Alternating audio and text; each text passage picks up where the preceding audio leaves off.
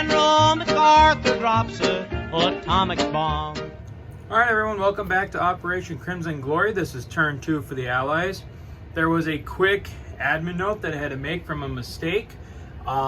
During the sea battle off Japan during the communist second turn, I had misrolled, or I misdone the casualties for the Americans, and they have now lost their two.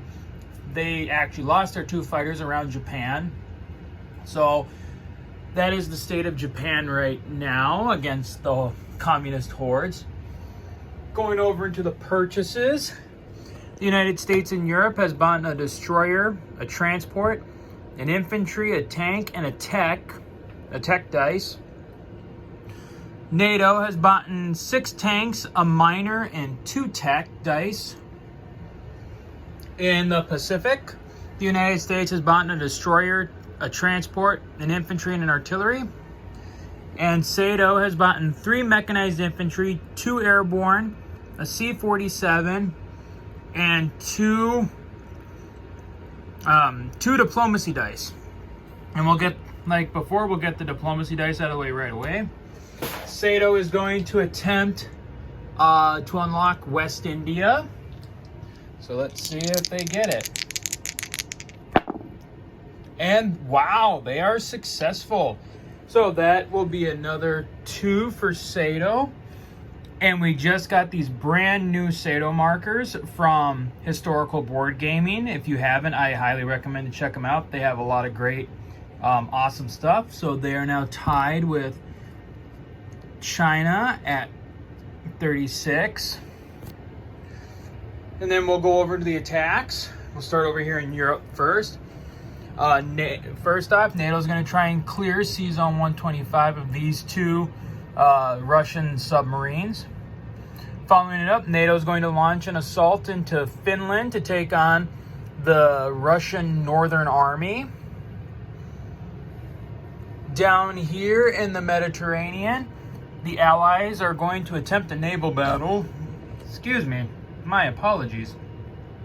The Allies are going to attack in C-Zone 98 to try and clear out the Russian Black Sea Fleet, while at the same time, an amphibious invasion from the South African forces is going to try and liberate Israel from the Russians. Over in the Pacific, SATO is launching an attack against East Pakistan to recapture that.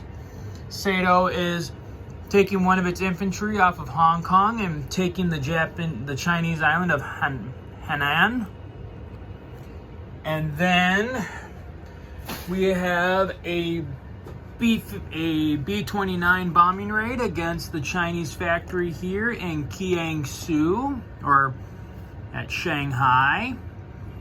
And finally, to wrap it up, we got a battle here because of the enemy destroyer.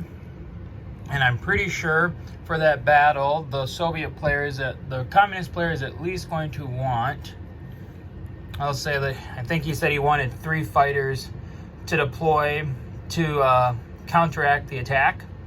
So those are the purchases and attacks real quick. So SATO ended up saving 2 IPC this turn. NATO saved 2 IPC, and the United States saved 1 IPC. So we'll move on, we'll get the battle set up, and we'll start getting rolling on this. Actually, real quick, before we start the attacks, I have to do our tech rolls here. So let's see here. So the United States was going to go for, I think they were going to try for the heavy tanks. So let's see what they get. And they failed. And then NATO was also going for the heavy tanks. And they didn't get it either. So the tech rolls are done. And now we will move on to setting up the attacks. Alright, our first battle will be the battle for C-Zone 125. We have 3 NATO destroyers, a fighter, and a tactical against 2 Soviet submarines. So we have the 3 NATO destroyers. That's 1 hit. And then the fighter. And that's a hit. So that is both Soviet submarines gone. they will roll for the defense. They got one of the destroyers. NATO, though, wins the season for season 125, and the Russians take 2 submarines as casualties. Now we'll get ready and we'll go on to the Battle of Finland. All right, moving on to the Battle of Finland. But first we have to resolve the anti-aircraft gun. So we'll start with the C-47 transport. It survived. Then we got 3 for fighters. One of those is hit. And then the jet and tactical fighter. And they both survive. So NATO loses 1 aircraft prior to the assault. So now we'll go into the attack. So we got 3 infantry. We got 3 infantry and a marine. So that'll be 4 for 1.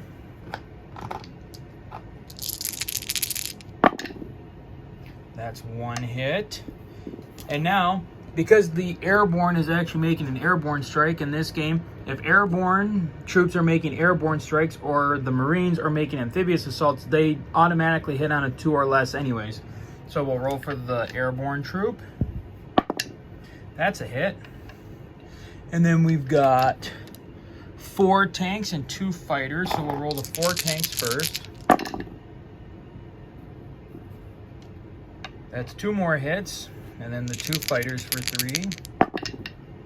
Misses, and then the tactical and the jet. And those are both hits, so altogether we got 1, 2, 3, 4, 5, 6 hits. So let's see, 1, 2, 3, 4, 5, 6. All right, so the Russians will strike back now, starting with 4 for 2. That's 1. 2 for 3. There's 1. And we miss on the second. And then 2 for 4. And those were both hits. Ooh, 4 hits. That's not good for NATO. So that's 1, 2, 3, and 4. All right. The Russian player will more than likely want to retreat. If he doesn't, we'll change that. We'll probably do 1 more round when we do the makeup video next. But so he's going to try, I'll say he's going to try and retreat. Or, hold on. Actually, I would say, if anything, he'd keep a tank and then the AA gun would die. So he would still have a tank and a fighter, but even still, I'm going to assume that he's going to want to retreat back to Karelia. So we'll roll 1 dice for the tank, miss, and 1 dice for the fighter. And that's a miss too. So NATO wins Finland. However, the Russians are able to escape with a tank and a jet fighter. So now we'll move on to the big sea battle here at Sea Zone 98. All right, now we're looking at the battle for Sea Zone 98. NATO is attacking with 3 subs, 2 destroyers, 2 cruisers, and a battleship against 2 subs, a destroyer, and 4 cruisers. As well, the Russians are trying to protect their 3 transports. So let's get going with it. So we got 1, 2, 3. So we'll have 5 for 2.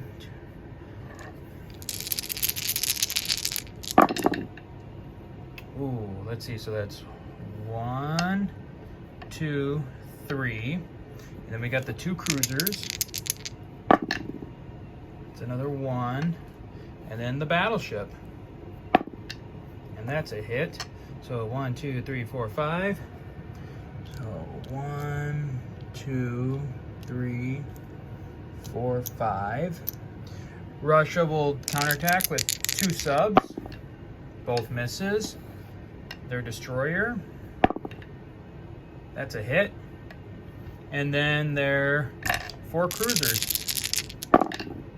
1, 2. Ooh, that was a good roll.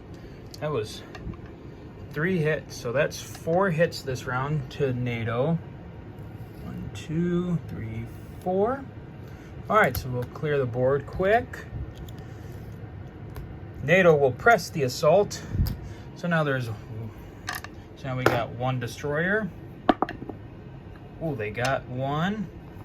The two cruisers. There's another hit.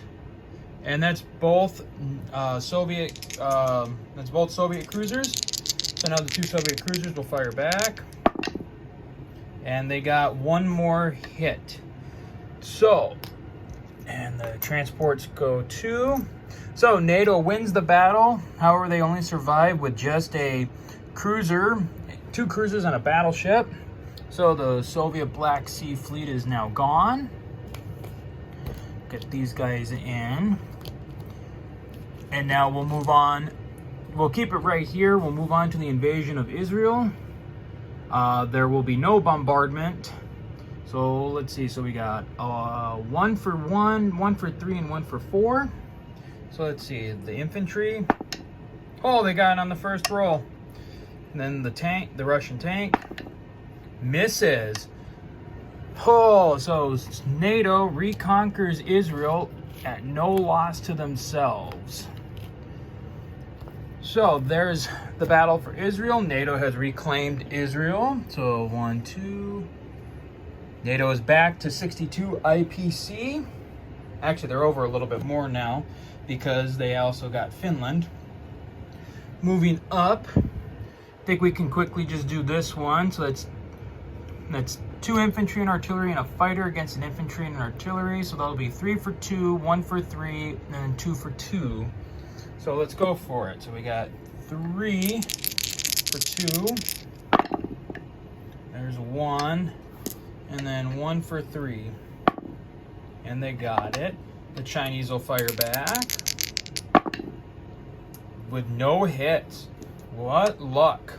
So Sato now regains East Pakistan at no cost to themselves. Pardon me. At no cost to themselves. So that's 1. So China goes to 35. Sato goes to 37. And then real quick, because there are no defenders on this island, Sato automatically takes Henan. Go over and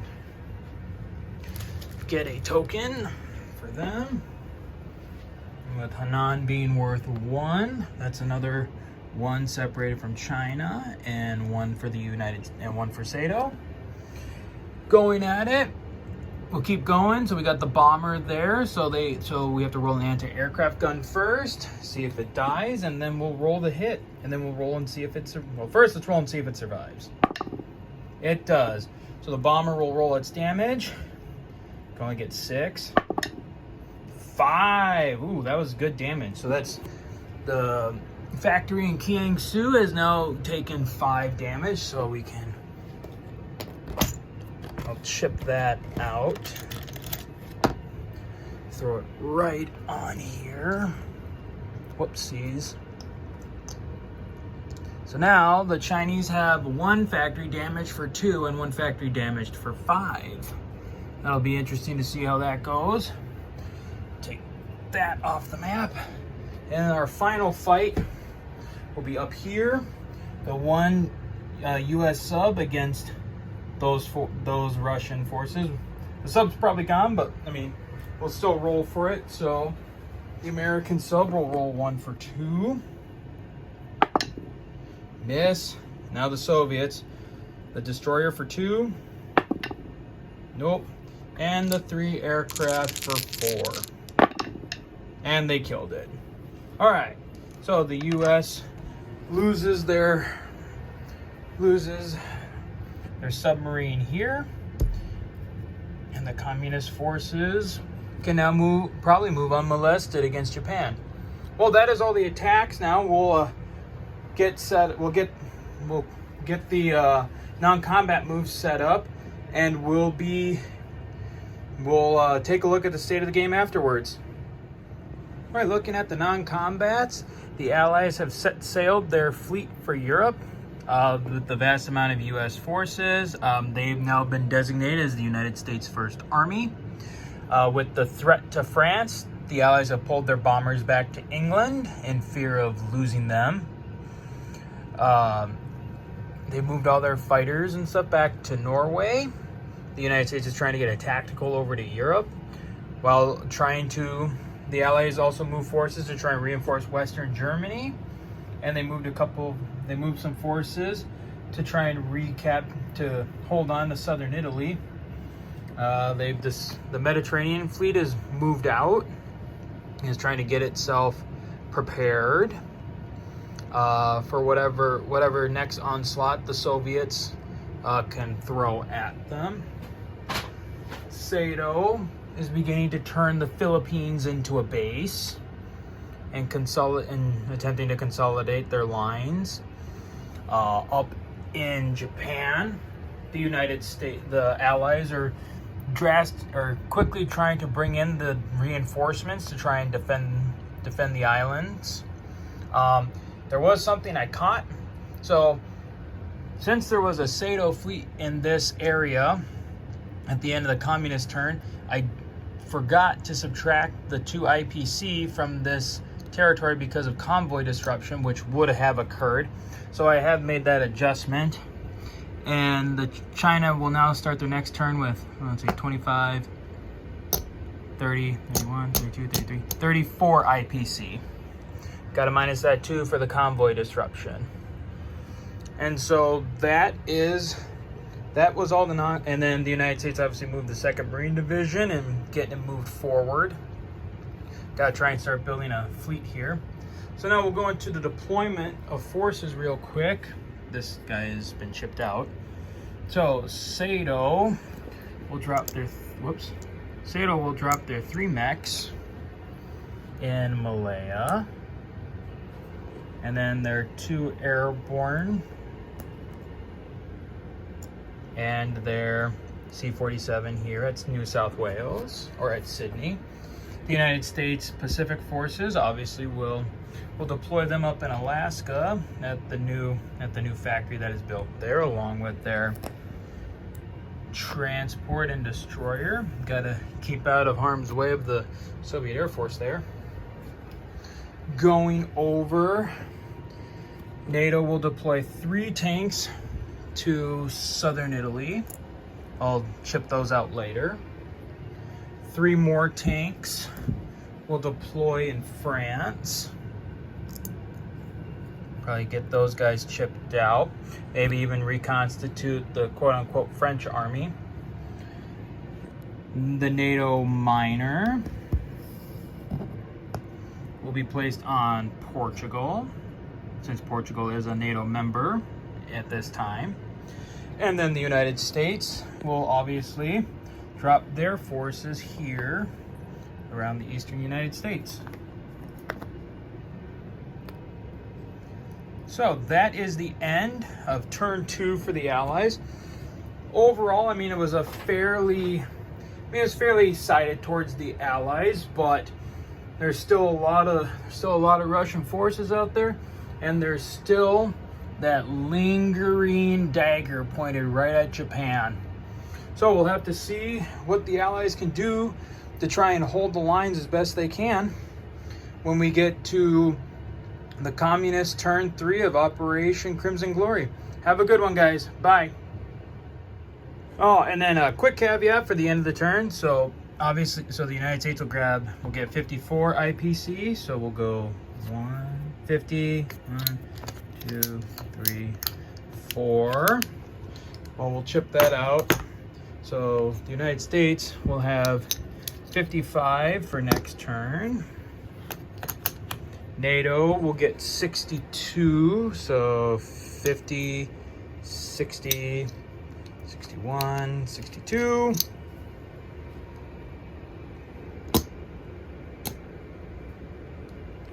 And then Sato gets 38, so 25, 35, and then I'll chip it out because they had 2 left over.